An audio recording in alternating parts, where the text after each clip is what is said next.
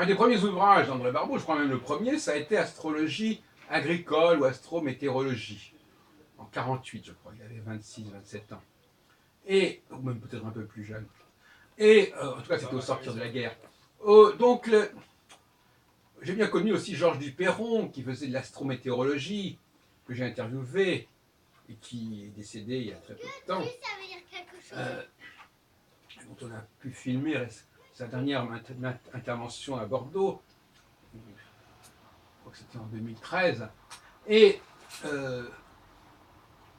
bon, croire que les astres, en tout cas au point de vue croire que l'astrologie peut être fondée en quoi que ce soit sur une quelconque influence physique des astres, c'est une grosse plaisanterie.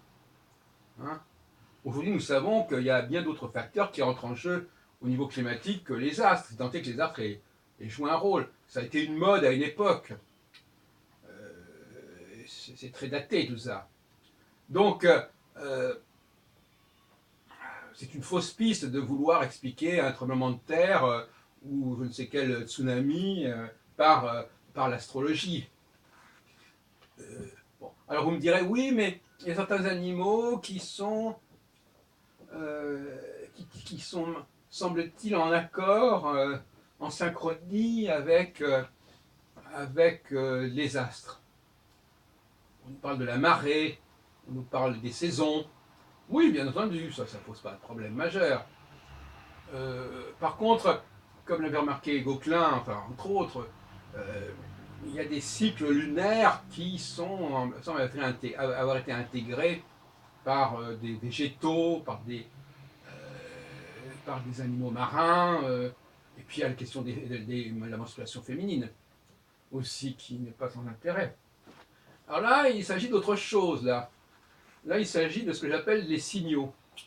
Alors, ça demande une certaine intelligence qu'on peut ou non accorder à certains êtres. À savoir considérer que le temps doit être structuré. Non pas qu'il le soit, mais qu'il doit l'être. Et comme les astres ont une certaine durée, eh bien, on va utiliser les astres pour structurer le temps. Donc le temps serait une structure artificielle, quelque part. C'est qu'aujourd'hui, on remet en question, bien entendu, cet rapport qu'est-ce que c'est que le temps, etc. Voilà, donc moi je suis assez favorable à cette idée-là. Ça demande une certaine intelligence du récepteur, parce que jusqu'à présent, on disait c'est l'émetteur. Alors l'émetteur, il peut très bien agir sur des êtres complètement idiots. Par contre, si c'est le récepteur qui lui-même élabore, établit, fixe des signaux auxquels il va d'ailleurs se conformer, c'est ça qui est un peu paradoxal. On fixe des signaux et après on s'y conforme. On va dire, ah ben oui, donc vous vous conformez aux signaux. Non, on fixe les signaux, on s'y conforme, c'est un deuxième temps. Alors là, effectivement, euh, il s'agit d'accepter une certaine forme d'intelligence de la part de certains êtres, végétaux, animaux, par rapport notamment au monde minéral, mais pas seulement, qui voudraient que, en effet, ces êtres aient construit leur temps, aient construit du temps en tenant compte de ces cycles relativement simples, hein, parce qu'il faut quand même ne pas se moquer du monde. Fortement, comme je le disais dans un colloque en mois de décembre, je crois, 2015, où on avait honoré les 60 ans de la publication des Hommes et des Astres, ou les Influences des Astres, de Michel Gauquelin, en 1955, 300 ans après la pseudo-publication des Centiries de Nostradamus.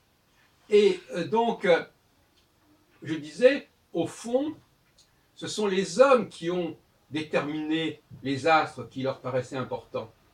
C'est une idée que Gauquelin n'a pas retenue, je crois. À mon avis, c'est une erreur.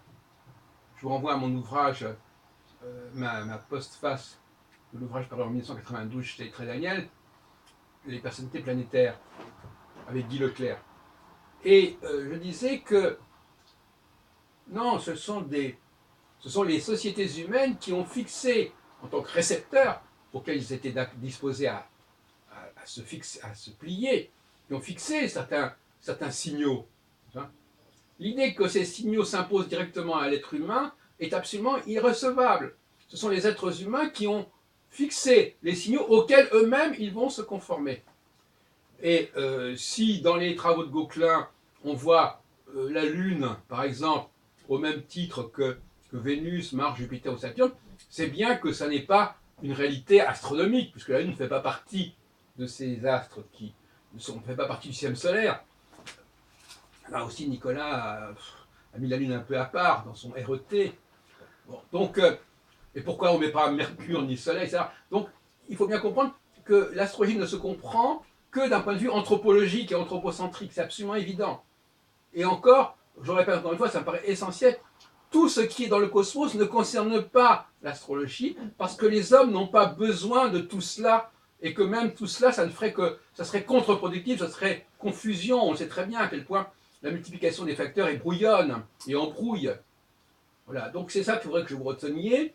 Ce sont les hommes qui ont choisi certains signaux parmi la totalité des signaux existants pour s'y conformer, pour structurer leur temps, et donc ça demande une certaine intelligence, et ça explique aussi pourquoi dans ces signaux, il y en a certains qui ne correspondent pas à une réalité astronomique viable aujourd'hui, comme par exemple accorder l'importance aux étoiles fixes ou aux conjonctions entre étoiles fixes et planètes, ce qui ne veut rien dire astronomiquement, mais qui veut dire quelque chose énormément sur le plan anthropologique.